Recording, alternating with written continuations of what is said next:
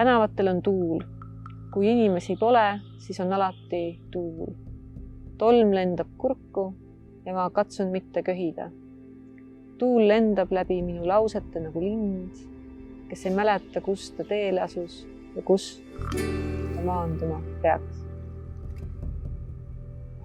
Mõtted alati peegelduvad tagasi, samamoodi nagu see päikese loojang jõe peal. Ja ilmselt kõige tavalisem asi ongi see, et me kuidagi oma mõtteid kuidagi peegeldame või isegi projitseerime igale poole mujale. Nii et tõesti vabalt, et see, kuidas mina näen seda linna, ongi minu enese peegeldus. See ongi võib-olla see kõik, mis nendesse tänavatesse või paikadesse nagu talletub. Ja seda on väga huvitav kuulata. Ja võib-olla see kõlaski natukene rohkem sellises paikuses.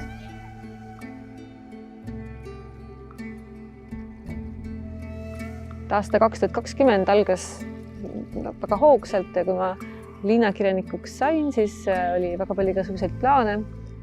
Ja siis kevadel, või mitte kevadel, vaid kohe märtsis tuli sellise suure pauguga siis selline suur muutus, mingisugune vabadus oli sellest, sest mitte midagi ei toimunud. Ja see oli ilmselt see hetk, kus ma hakkasin ka natukene mõtlema linnaruumi peale rohkem. Mõtlesin, et oleks tore kuidagi kirjanduslikult natukene sekkuda. Ja siis, kui kõik püsisid kodus ja tänavad olid tühjad, kus ainult tuul puhus, siis tekkiski mõte, et ehk saaks kuidagi seda kirjandust tuua natukene linna, natukene tänavatele ja tekkiski mõte nendest kirjanduslikest graffititest, mis oleksid sillutistel. Need on tsitaadid Eesti luuletajatelt.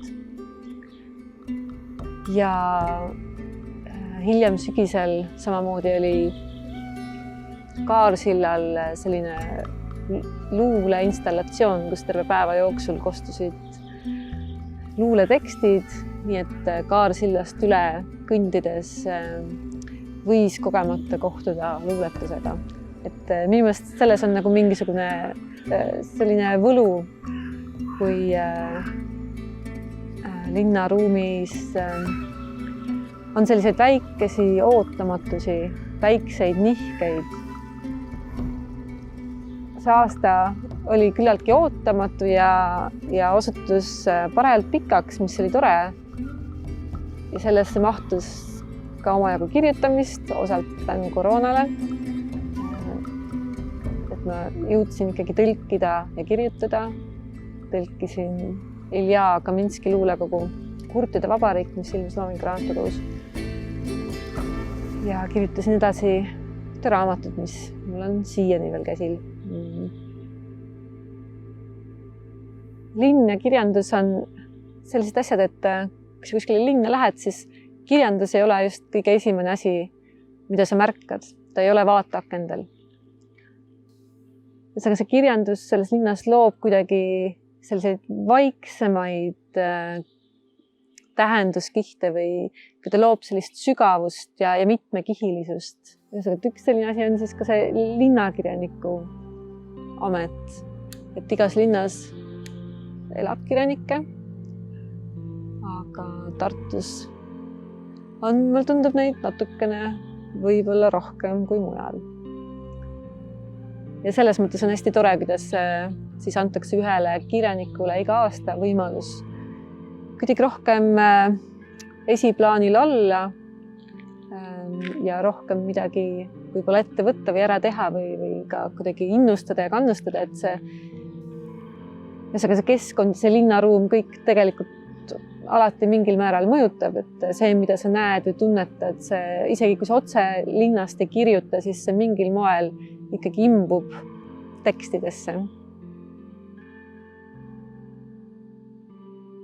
Päev pakitakse sisse, pakitakse kokku tihkeks kompsuks. Hääl on kaja, millega püüda katkisi unistusi. Linn on tasa, õhk mureneb nagu muld, tulvil kõhklusi. Just siis võibki küsida, millest kõnelevad meie varjud.